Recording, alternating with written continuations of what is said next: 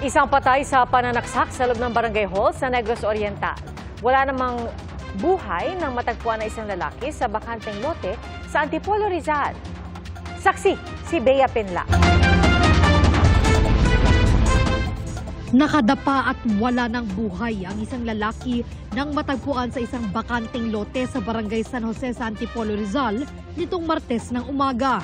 Natagpuan din sa tabi ng kanyang bangkay ang mga basyo ng bala ng baril. Nung nadaanan ko po yung magbubuti, tsaka may dalawang tricycle doon, tinuro po sa akin. May nakita pong isang bangkay. Yung pong kanya pong biting sa kanan po, mayroon pong tato. Mga isang takal lang, mayroon pong basyong baril. Ayon sa barangay, ito na ang ikalawang beses na may natagpo ang bangkay sa kanilang lugar sa loob ng 3 buwan.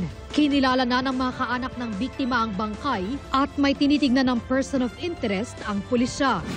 Sa loob naman ng Barangay Hall sa Ayungon, Negros Oriental, nangyari ang pananaksak at pagpatay sa 28 anyos na magsasaka. Ang biktima, nahiwa ang tiyan.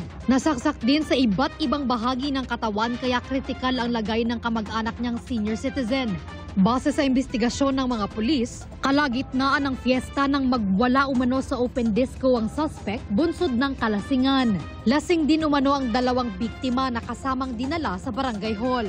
Kung pangutan-o na to siya, anong niya pang gibuhat, maingon na siya nga, wala siya nasayot niya gibuhat kay hubog kuno kayo siya. Kaya makaingon kita nga, adun na giglapasan po nga, wala mabuhat sa Barangay Tano sa dihang gipasulod nila ni sa sentro, wala sila magkapkapit.